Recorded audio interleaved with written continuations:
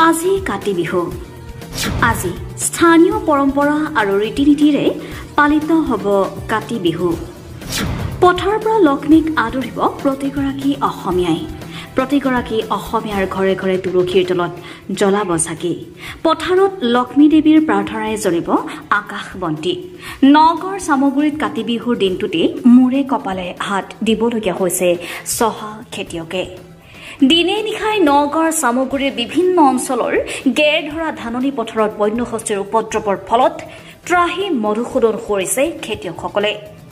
কাতি বিহুৰ দিনা নিশা লক্ষ্মী আদৰিব নোৱাৰাৰ এক পৰিৱেশৰ সৃষ্টি হৈছে চামগুৰিৰ খেতিয়ক ৰাইজৰ।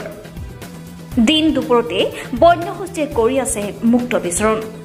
চাওক, আজি আমাৰ বাপতিসাহোন কাতি বিহু, যিটো অসম আমি আজি সন্ধিয়া চাকি বন্তি জ্বলাম। সকলো মহিলাসকল আহিব পথাৰত।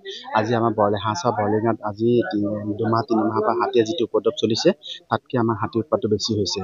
গোটেই পথাৰখন আপুনি ঘূৰি চাব নোৱাৰে। চাওক, ইফালে আপোনালোকৰ এইমাত্ৰ আমি আপোনাক মাছ পথাৰলৈকে লৈ গ'লো, হাতী আপোনালোকক দেখা পাই দৌৰ মাৰিছে। এনেকৈ হ'লে যদি কৃষকে কি পাব কওক? কৃষকে ইমান কষ্ট কৰি পেলাই যদি খেতি মুঠি যদি চপাব নোৱাৰে, আঘোণমহীয়া যদি আমাৰ শস্য এমুঠি নাপাওঁ, যে বছৰটো আমি খাব নোৱাৰোঁ সোণগুটিখিনি গোটাই পেলাই, আমি ক'ৰ পৰা চালিম?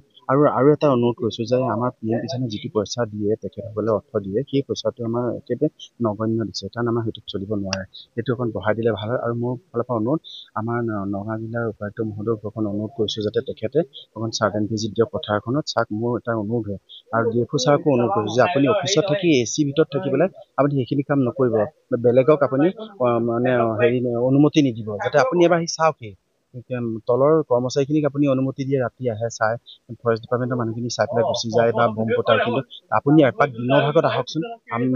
মোৰ ফালৰ পৰা মই অনুৰোধ কৰিছোঁ, আপুনি এবাৰ দিনৰ ফালৰ পৰা আহক, আমি আপোনাক সহযোগ কৰিম। সেইটোৱে মোৰ অনুৰোধ থাকিল।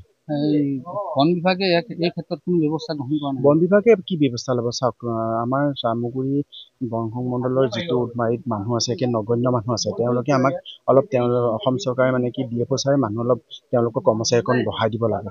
4-5জন মানুহ দিলে, 3জন মানুহ দিলে, এখন গাড়ী দিলে নহয়, কাৰণ হাতী এফালে খেদিলে এফালে যায়, এফালে খেদিলে এফালে যায়। অকল পথাৰখনতো আমাৰ ইমান সৰু পথাৰ নহয়, ডাঙৰ পথাৰ। চাওক, কেঁকুৰা চুক, গেন্ধালি, শিঙীয়া, ভাঁচোৱা, বৰলিগাঁও, গোটেই পথাৰখন যোৱাকালি আমাক হাতীয়ে মানুহ খেদিছে। পৰহি দিনা আপোনাৰ হাতী ৰেল লাইন পাৰ হৈ গৈছে, ৰেল ৰখাই দিব লগা হৈছে। প্ৰথম পিত 2টা হাতী আপোনাৰ প্ৰাণ ৰক্ষা হৈছে। সেইটো ফালৰ পৰা মই আপোনাক অনুৰোধ কৰিছোঁ, DFO মহোদয় ছাৰক আৰু উপায়ুক্ত মহোদয়ক অনুৰোধ কৰিছোঁ, যাতে আপোনালোক 2জন বিষয়া আহি পেলাই আমি সহায় কৰিম। আপোনালোক আহক, পথাৰখন এবাৰ চাৰ্ডিন ভিজিট দিয়ক। আমাৰ অনুৰোধ থাকিল কৃষকৰ ফালৰ পৰা, আৰু আমাক অৰ্থটো যাতে সোনকালে দিয়ে, যাতে যিটো পইচা আমাৰ খৰচ হয় 20,000-30,000 টকা, আমাৰ পকেটৰ বহুত টকা যায়। আমি সুদলৈ লৈ পেলাই টকা, আমি ধাৰলৈ লৈ পেলাই আমি মাটি খেতি কৰিব লগা হৈছে। সেইকাৰণে আমাৰ একে নগণ্য পইচা দিছে আপোনালোকে। সেই পইচাটোত আমাৰ খেতি চপাব আমি নোৱাৰোঁ, খেতি চপাব নোৱাৰোঁ। আজিকালি সাৰ নামাৰিলে আমাৰ একোৱেই নহয় পথাৰখনত। সেইকাৰণে আপোনালোকক অনুৰোধ কৰিছোঁ, আমাৰ ভাৰতবৰ্ষৰ প্ৰধানমন্ত্ৰী মহোদয়ক আমি অনুৰোধ কৰিছোঁ, যাতে এই মোৰ ফালৰ পৰা নিউজটো যাতে গোটেই অসম চৰকাৰ বা ভাৰতবৰ্ষৰে জানে, প্ৰাইম মিনিষ্টাৰ মহোদয়ে যাতে আমাৰ PM কিষাণটো বঢ়াই দিয়ে। আমাৰ বছৰত ধৰক 20,000 টকা দিলে ভাল হয়। নগাঁৱৰ পৰা বিভূতি বৰা ৰিপৰ্ট, সুহানা লাইভ।